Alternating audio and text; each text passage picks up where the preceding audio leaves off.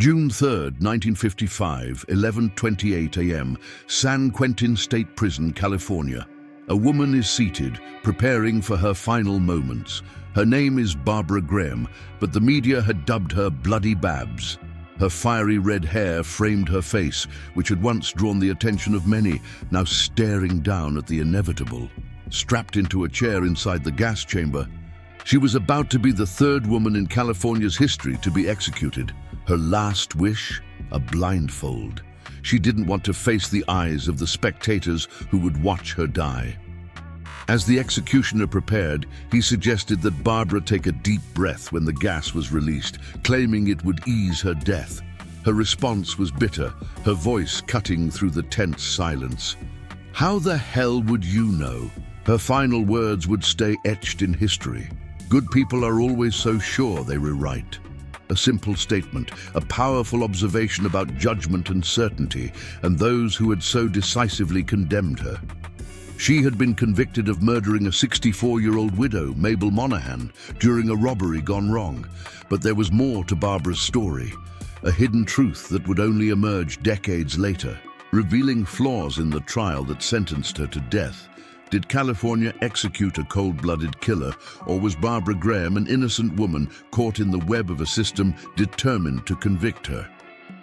Before we dive into the complexities of this case, take a moment to like, share, and subscribe. Your support is appreciated. Stay with us as we uncover the story behind the headlines. Barbara Elaine Ford was born on June 26, 1923, in Oakland, California. Her childhood was far from ordinary. Her mother, Hortense Ford, was a teenager involved in prostitution, and Barbara never knew who her father was. By 1925, Hortense had another daughter, Claire Elizabeth, and the two girls grew up witnessing their mother's struggles and questionable lifestyle. In 1929, Hortense married Joseph Wood, a man who became the girls' stepfather. However, their brief hope for a stable family life was dashed when Joseph passed away suddenly in 1930, just months after their marriage. Barbara's life took a more tragic turn when, at just 2 years old, her mother was arrested and sent to a reform school, leaving Barbara to be placed in foster care. Unfortunately, the foster homes were no sanctuary. Barbara often spoke of being abused and neglected. When Hortense was released, Barbara thought she would finally go home, but her mother rejected her. Instead, Barbara was raised by distant relatives and strangers, people who neither loved her nor had any interest in her well-being. She was bright, but no one bothered to nurture her potential. As a teenager, Barbara was arrested for vagrancy, a charge for being homeless, and sent to the same reform school her mother had attended. She was released at 16, but the damage had been done.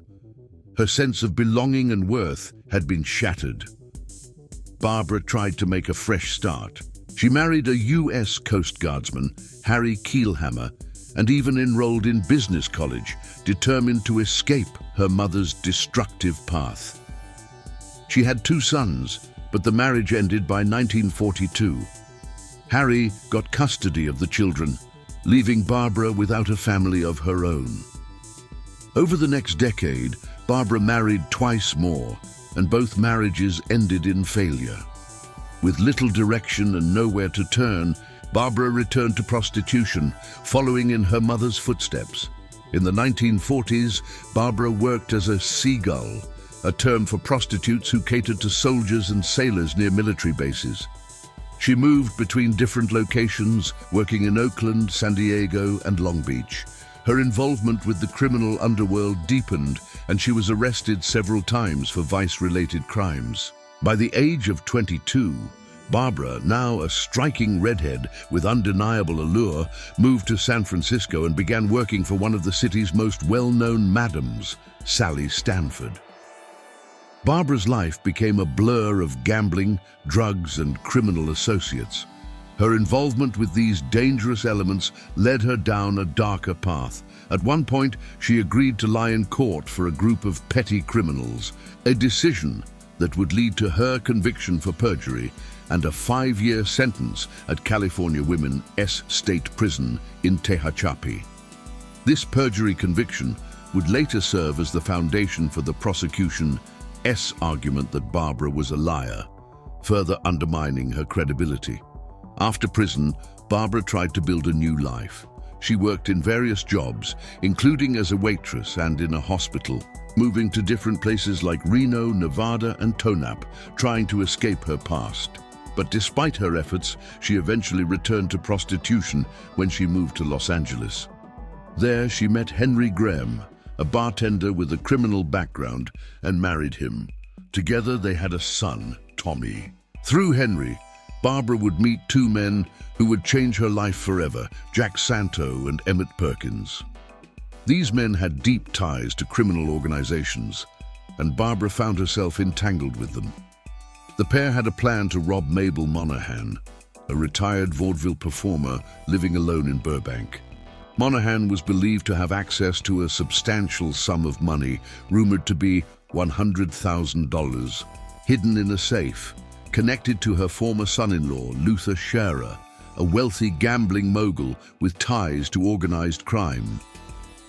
On March 9, 1953, Barbara lured Mabel into a trap, claiming she needed help with car troubles. Once Mabel opened the door, Perkins and Santo, along with two other men, rushed in. The robbery, however, went terribly wrong. There was no safe, no money, only a rumor. Mabel was beaten, tied up, and suffocated in her own home while the criminals searched for something that didn't exist. They left the house empty-handed.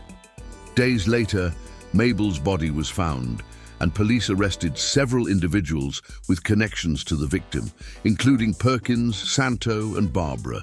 Yet it wasn't until Baxter Charter, a safecracker who had been part of the group, agreed to turn state's evidence that the case began to take shape. Fearing the gas chamber, Charter provided the police with the details of the crime, implicating Barbara in the murder. However, his confession came at a cost. Perkins and Santo murdered him after learning he had cooperated with the authorities. As the case developed, another man, William Upshaw, came forward, confirming the surveillance of Mabel's house by the group. The key to Barbara's conviction was John T.R., another member of the gang who testified that Barbara had handed a gun to Perkins and encouraged him to harm Mabel. His testimony painted Barbara as the aggressor, but her defense argued otherwise. Barbara consistently denied involvement in the beating of Mabel Monahan, claiming she was only there as a lure to get Mabel to open the door. In the trial, Barbara's past became a weapon against her. Her history of prostitution, her prior conviction, and the perjury charge made her an easy target for the prosecution. But it was the false alibi scheme that further doomed her. While in jail, Barbara befriended an inmate named Donna Prow, who led her into a trap. Prow was secretly working with the prosecution, and Barbara's attempt to fabricate an alibi was recorded, further destroying her credibility. The prosecution had hidden evidence critical to Barbara's defense. John T.R.'s original statement, which conflicted with his trial testimony, was never disclosed to Barbara's lawyers. They were also unable to call Prow as a witness because she disappeared after testifying for the prosecution.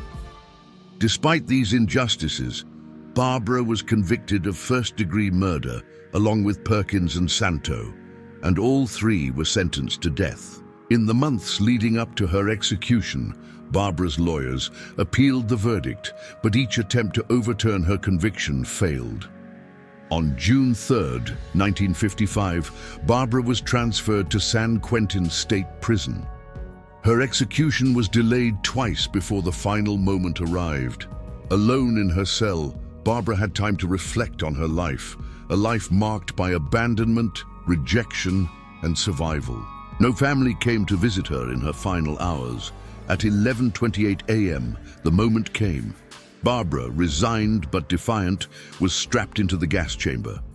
She requested a blindfold, wanting to shield herself from the eyes of the witnesses who had watched her trial and condemned her to die. Before the gas pellets were released, she uttered her final words, "Good people are always so sure they're right." It was a statement that would haunt the public, challenging their certainty and judgment. The execution was slow and painful, the gas slowly suffocating Barbara's body. Her death was not quick or painless. At 31 years old, Barbara Graham was dead. Barbara's story, however, was far from over. Her case became one of the most controversial in California's history. In the years that followed, people began to question the fairness of her trial. Was she really guilty of the crime she was convicted for? Or was she a victim of a corrupt system? 70 years later, a former prosecutor, Marcia Clark, re-examined the case and uncovered shocking revelations. The prosecution had hidden critical evidence, including John T.R.'s original statement that contradicted his testimony in court. Clark I.S. investigation suggested that Barbara had not been the one to beat Mabel Monahan. John T.R. likely had been the aggressor, but he was granted immunity for his testimony against Barbara. Barbara's execution remains a symbol of the potential flaws in the justice system. Her story raises questions about the fairness of trials, the manipulation of witnesses, and the use of gender and appearance to influence legal outcomes. Her last words, "Good people are always so sure they're right," echo as a reminder that justice, when clouded by certainty and bias, can lead to irreversible mistakes. Was Barbara Graham a cold-blooded killer? Or was she a woman failed by a system that never gave her a fair chance? The answer may never be clear, but the lessons from her case continue to resonate.